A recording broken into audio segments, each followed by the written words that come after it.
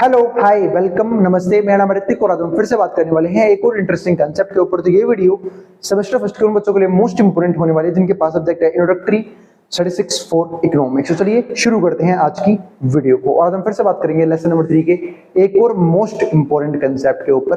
तो lesson number 3 मैंने पहले कहा था थोड़ा सा लेंथी होगा क्योंकि टॉपिक्स थोड़े से बढ़ चुके हैं और अब ये भी कह सकते हो कि ऑलमोस्ट जो है ना, हम कहीं ना कहीं इस चैप्टर को करने के बाद 40% सिलेबस हमारा कवर हो चुका होगा। चैप्टर 11 है, पहुंचे हम सिर्फ थर्ड चैप्टर पे हैं, लेकिन हमारा ऑलमोस्ट 40% सिलेबस कवर हो जाएगा इस सारे टॉपिक्स को खत्म करते हैं, यानी कि चैप्टर को खत्म करते ही।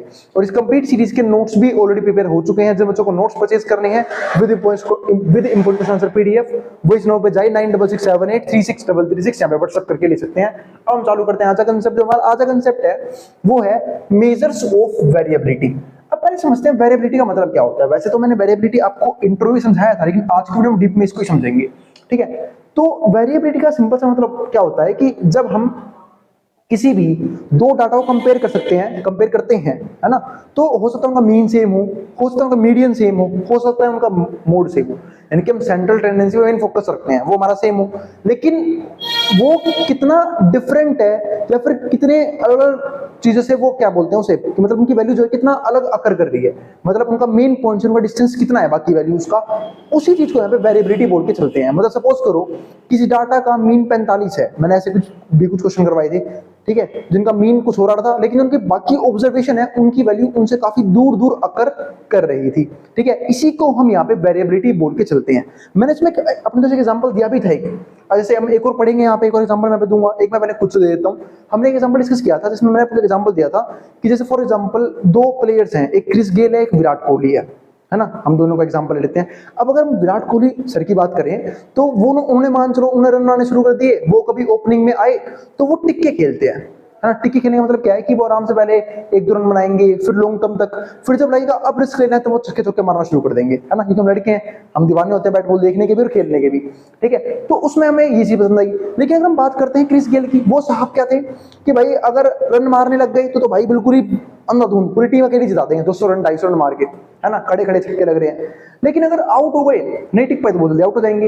यानी कि आप अगर देखो तो अगर कोहली सर का एवरेज देखूं तो वो ऑलमोस्ट आसपास ही रहता है, आसपास, यानी कि जो भी उनका एवरेज स्कोर है उनका स्कोर बाकी सारे स्कोर उनके एवरेज स्कोर के आसपास ही है। लेकिन अगर क्रिस गेल की बात करूं, हो सकता है दोनों का जो एवरेज स्कोर हो सेम हो, लेकिन अब जो क्रिस गेल साहब हो सकता है कभी 0 पे आउट हो गए हो, ज्यादातर 0 पे 1 पे 2 पे, और कभी कभी 200 रन भी मार रखे हो, 200 250, ठीक है, 100 150 ऐसे रन भी मार रखे हो। तो हम यहाँ पे क्या बोलते हैं कि भाई कुछ डाटा ऐसा होता है कि जब दोनों का मीन भी सेम है मीडियन भी सेम है, लेकिन जो बाकी वैल्यूज हैं वो उसके मीन मीडियन से काफी दूर दूर आ रही है और कभी कभी पास पास आ रही है। तो अगर मैं बात करता हूं कि अगर मुझे किसी को ओपनिंग पे लेके आना तो कौन सा खिलाड़ी मैं अच्छा मानूंगा, मैं कोहली सर को अच्छा मानूंगा। अच्छा क्यों मानूंगा? क्योंकि भाई वो जब इनिशियली आएंगे, ठीक है, मतलब जब वो क्या बोलते हैं इनिशियली खेलना चालू करेंगे, ठीक है, तो वो जब वहां पे खेलेंगे तो सबसे पहली बात तो भाई बाकी टीमों को कॉन्फिडेंस रहेगा कि ये बंदा बहुत जल्दी आउट नहीं होगा, ये टिक के खेलेंगे। यानी कि मान लो शुरू 10 ओवर इन्हें एज अ ओपनिंग पे लेके आ गए, 10 ओवर 15 ओवर खेल लिए उन्होंने। अब जो बाकी जो टीम है वो आराम से रिस्क ले सकते हैं, उन्हें पता है कि अब ज्यादा ओवर्स नहीं है खेलने के लिए, अब आराम से रिस्क ले पाएंगे। लेकिन अगर मान लो अपने क्रिस गेल को जो ओपनर पे उतार दिया और वो शुरुआत में आउट हो गया, तो क्या पूरी टीम अपना कॉन्फिडेंस लूज नहीं कर देगी? बिल्कुल कर देगी, ठीक है। तो इसी चीज के लिए ना हम जो है वो वेरिएबिलिटी निकालते हैं किसी भी डाटा का। हम सिर्फ मीन मीडियन मोड पे डिपेंडेंट नहीं रहते डाटा के लिए। हमें यहाँ पे वेरिएबिलिटी भी हमारी हेल्प करती है उसे समझने में या फिर उस डाटा को और अच्छे से ठीक करने में या फिर आगे यूज करने के लिए। अब समझते हैं इसको थ्योरेटिकल क्या क्या लिखा हुआ है इसके बारे में। तो रिपोर्टिंग द सेंट्रल वैल्यूज, जब हम सेंट्रल वैल्यूज निकालते हैं, रिपोर्ट करते हैं of a data set provides only partial information, तो हमारे पास उसको लेके क्या होती है, सिर्फ partial information होती है about the entire data, पूरे entire data के लिए। It is possible that the two data set have similar measures of central tendency, तो हो सकता है कि भाई it is possible that the two data set, अगर हम two data set की बात करते हैं, have similar measures of central tendency, कि क्या है उनके पास similar measure है किस चीज का, central tendency का, but both may differ based on the spread of the values। लेकिन अगर हम बात करते हैं वैल्यूज की स्प्रेड होने की, तो वो जो है ना वो अलग अलग यहाँ पे हो सकती है। हो सकता है कि कोई एक डाटा अपने मीन मोड मीडियन से, यानी कि अपनी सेंट्रल वैल्यू से काफी ज्यादा दूर दूर है, यानी कि काफी ज्यादा फैला हुआ है, और कुछ तक बिल्कुल उसके आसपास है, कंजेस्टेड सा है। इसमें हमने दो एग्जांपल लिए, अब दो एग्जांपल देखते हैं। For example consider two restaurants, हमने यहाँ पे दो रेस्टोरेंट के एग्जांपल लिए। सेलिंग पिज्जाज, यहाँ पे क्या कर रहे हैं, पिज्जा को सेल कर रहे हैं, that are located in the same town, जो क्या है सेम टाउन में क्या है लोकेटेड है। A researcher collected data on the delivery time. अब यहाँ पे एक रिसर्चर आया, उसने देखा कि डिलीवरी टाइम पे मैं डाटा कलेक्ट करता हूँ of both restaurants in minutes में for a week as given below. वो एक हफ्ते का यहाँ पे याद रखा है, दे रखा है। मतलब एक दिन रेस्टोरेंट ए का देखा तो 42 भी है डिलीवरी टाइम, यानी कि 42 मिनट, 50 मिनट भी है, 47 मिनट भी है, 43 मिनट भी है, 52 भी है, 55 भी है, 40 भी है। दूसरा देखो 47 भी है, 32 भी है, 70 भी है, 55 भी है, 65 भी है, 35 भी है, 25 भी है। ये है। एक बार फटाफट ना दोनों का सिर्फ एक मीन निकाल लेते हैं, तो जल्दी जल्दी जो मीन निकालेंगे सबको पता है इसके से फॉर्मूला क्या होता है, सिग्मा एक्स आई अपॉन में टोटल नंबर ऑफ ऑब्जर्वेशन। तो पहले सबका सम कर लो, सबका सम करूंगा, 5 और 7, 10 और 7 कितने हो गए, 10 और 7 हमारे पास हो गए 17 और 2 19 का 9, एक कैरी, 4 और 1 5, 5 और 10 15, 15 और 4 हो गए हमारे 19, 19 और 4 23, 23 और 5 28, 28 और 32 329। ठीक है, डिवाइड बाई 7 से कट रहा है क्या, बिल्कुल कट रहा है।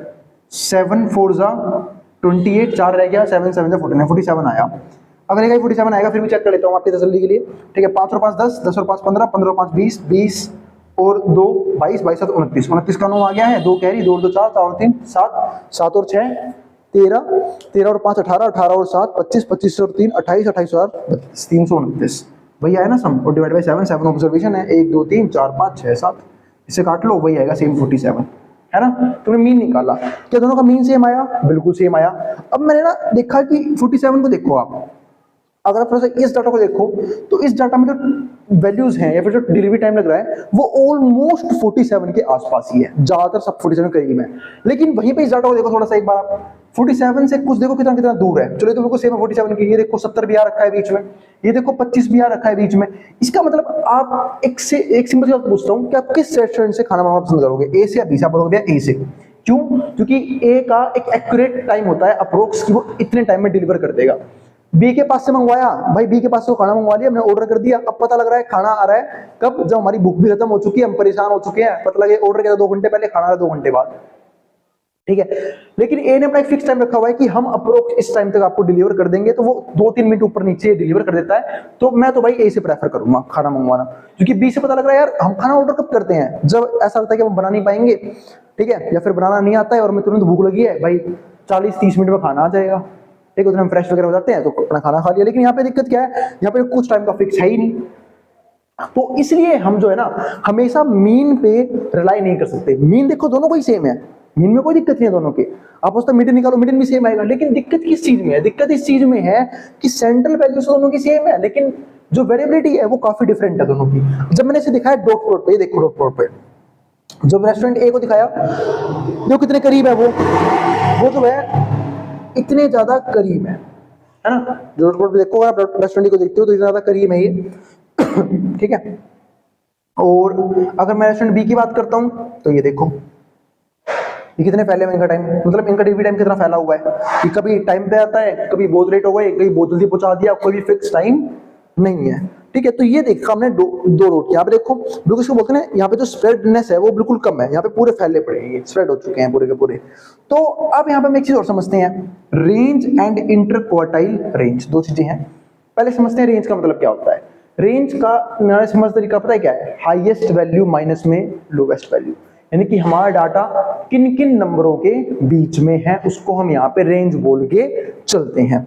अगर मैं यहाँ पे रेंज की बात करूं डाटा के अंदर, जैसे मान चलो यही है वैल्यू, इसमें देखो हाईएस्ट वैल्यू कौन सी है, हाईएस्ट वैल्यू यहाँ पे मुझे नजर आ रही है 55 है ना, सबको ये लगेगी 55। और जो लोवेस्ट वैल्यू है इस डाटा की वो है मेरे हिसाब से 40, बिल्कुल 40 की लोवेस्ट वैल्यू है।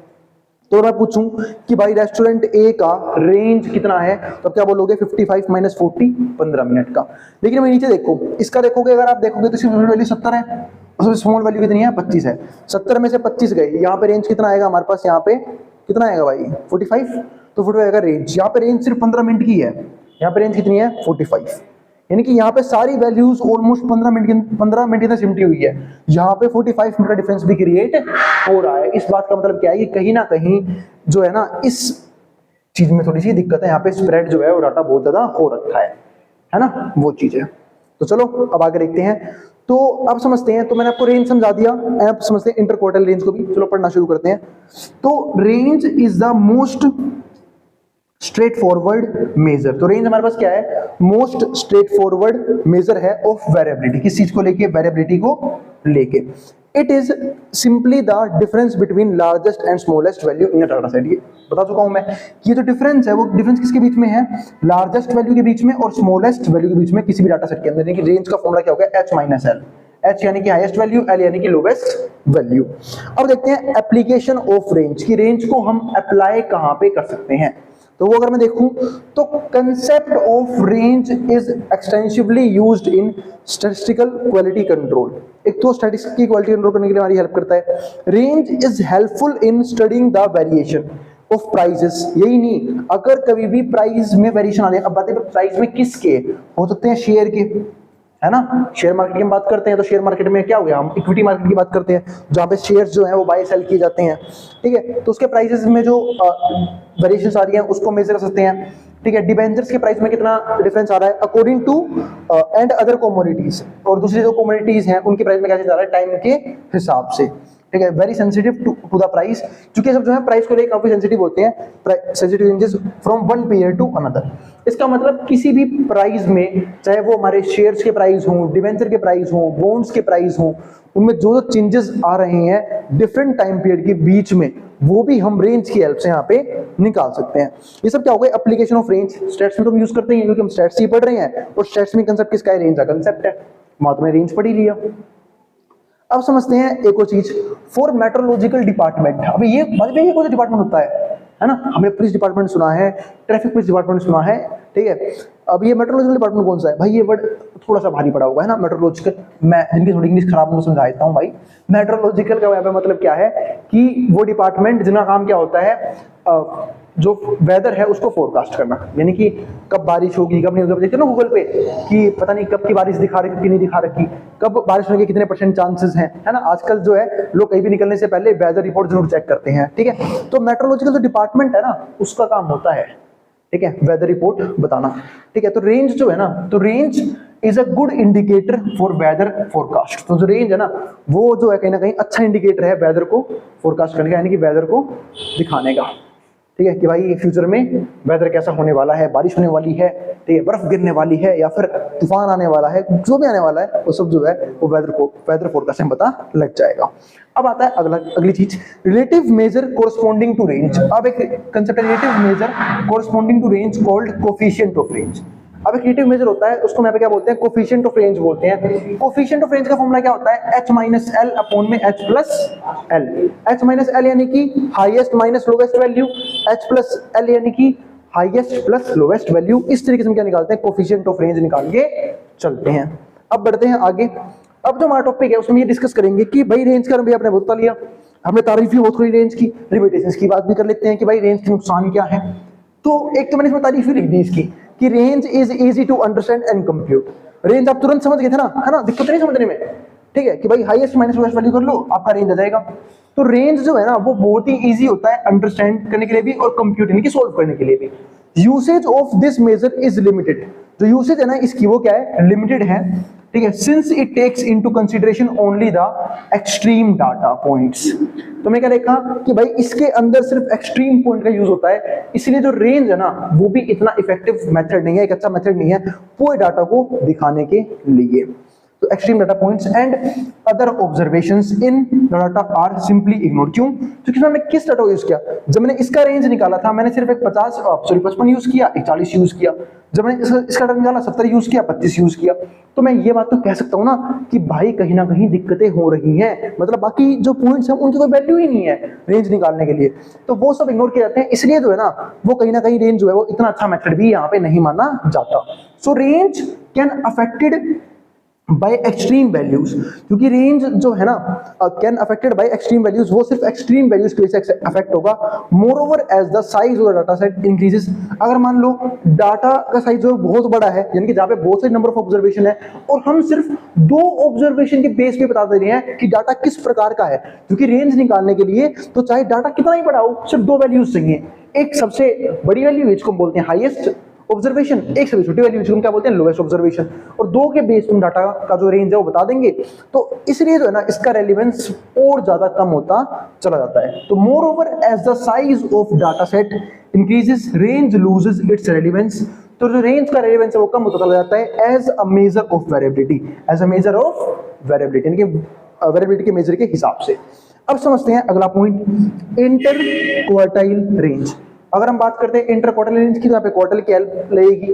क्वार्टाइल उम्मीद आप लोगों को समझाया था कि क्वार्टाइल का मतलब मैंने क्या समझाया था कि मीडियन जो है वो कहीं ना कहीं एक डाटा को 2 बराबर हिस्सों में डिवाइड करता है।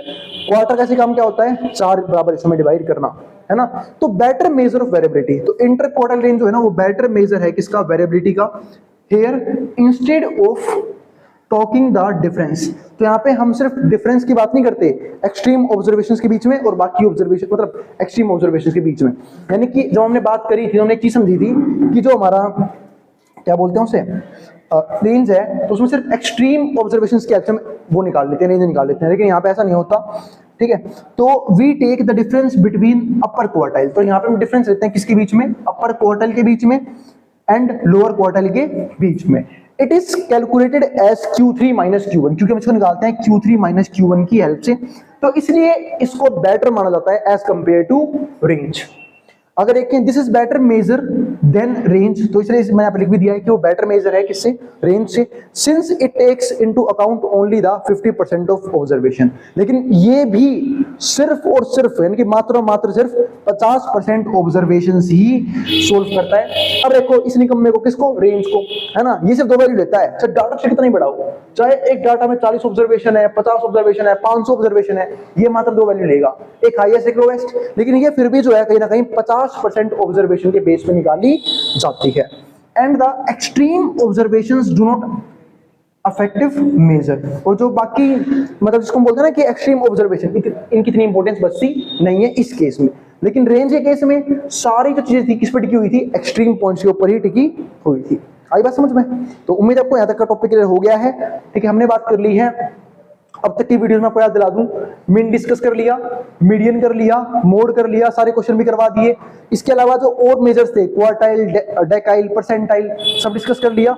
आज की वीडियो में मैं डिस्कस कर लिया कि वेरिएबिलिटी का मतलब क्या होता है। अब हम वेरिएबिलिटी को निकालना सीखेंगे, और वो हम सीखेंगे 2 कांसेप्ट के जरिए, एक तो वेरिएंस और एक एसडी यानी कि स्टैंडर्ड डेविएशन, जिसकी बात हम करेंगे अगली वीडियो के अंदर, ठीक है। तो भाई अगर वीडियो पसंद आई हो तो वीडियो को लाइक किए बिना मत जाना, और चैनल को सब्सक्राइब भी कर देना ऐसी वीडियोस के लिए, और उन बच्चों में शेयर भी कर देना जिन बच्चों का एग्जाम होने वाला हो सेम सब्जेक्ट का। अब जिसको जो उतारना उतार सकता है, मैं बोर्ड के सामने से उतार लो।